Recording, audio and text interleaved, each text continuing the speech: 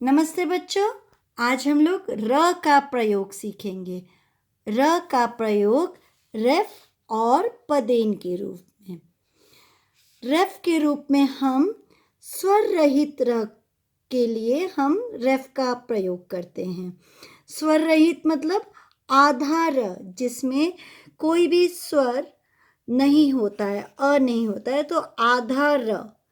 जब आधा र किसी दूसरे लेटर से या दूसरे अक्षर से पहले आता है, when half r comes before any letter, generally we put this sign.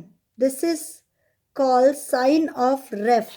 इसे रेफ का चिन्ह कहते हैं। हम इस चिन्ह का उपयोग करते हैं।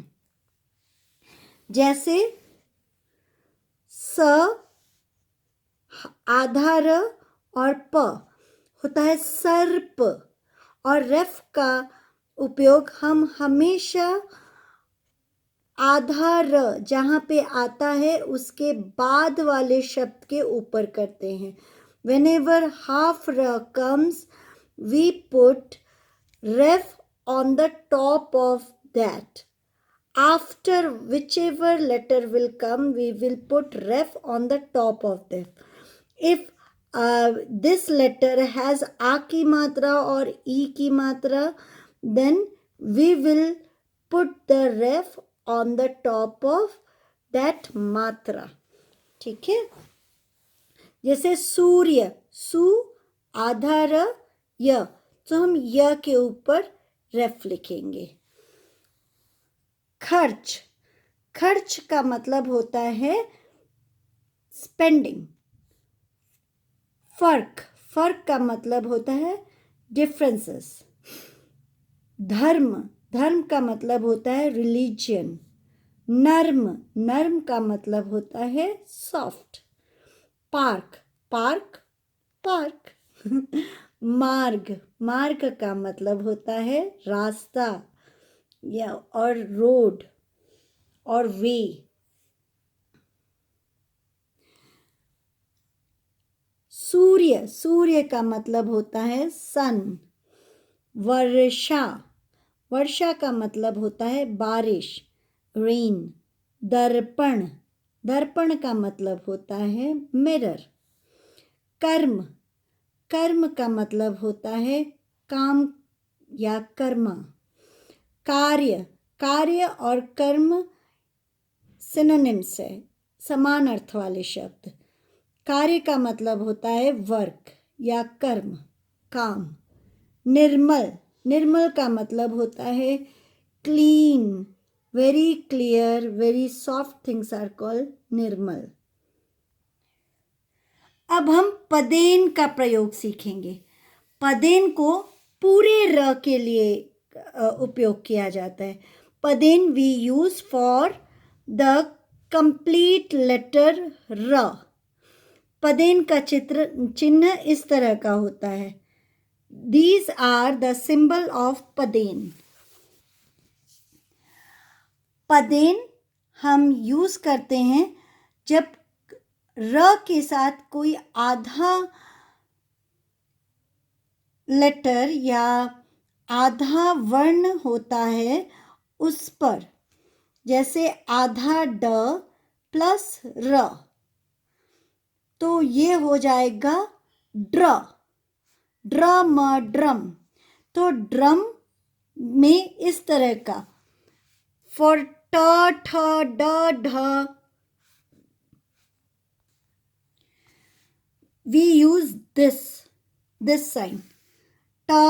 ट के नीचे भी हम इस तरह से लिखते हैं, ड के नीचे भी, ठ के नीचे भी इस तरह से लिखते हैं।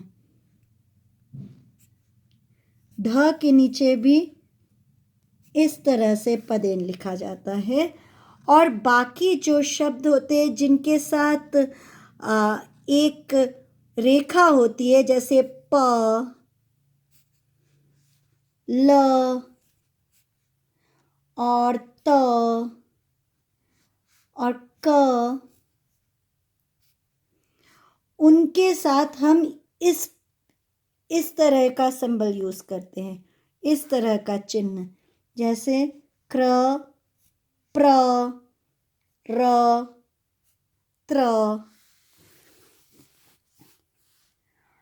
यहाँ पे देखिए, जैसे स आधा म, र में आ की मात्रा, तो सम म में इस तरह से पदेन यूज करेंगे, सम्राट। ग्राम, चक्र, ट्रक, ट्रक। सम्राट, सम्राट का मतलब होता है एम्परर। ग्राम का मतलब होता है गांव, विलेज। चक्र का मतलब होता है व्हील और सर्कल। ट्रक का मतलब होता है ट्रक। प्राण, प्राण का मतलब होता है जीवन और लाइफ। प्रणाम, प्रणाम का मतलब होता है नमस्ते। Drama, drama is English word जो हिंदी ने अडॉप्ट किया है, ड्रामा। भ्रम, भ्रम का मतलब होता है छलावा या इल्यूशन। पढ़िए और बोलिए। पार्क, पार्क का मतलब होता है पार्क। निर्मल, निर्मल मतलब शुद्ध, नरम। ट्रक, ट्रक का मतलब होता है ट्रक। सूर्य, सूर्य का मतलब होता है सूरज या सन। पर्वत, पर्वत गिरी, पहाड़, पर्वत, माउंटेन। प्रणाम, प्रणाम का मतलब होता है नमस्ते।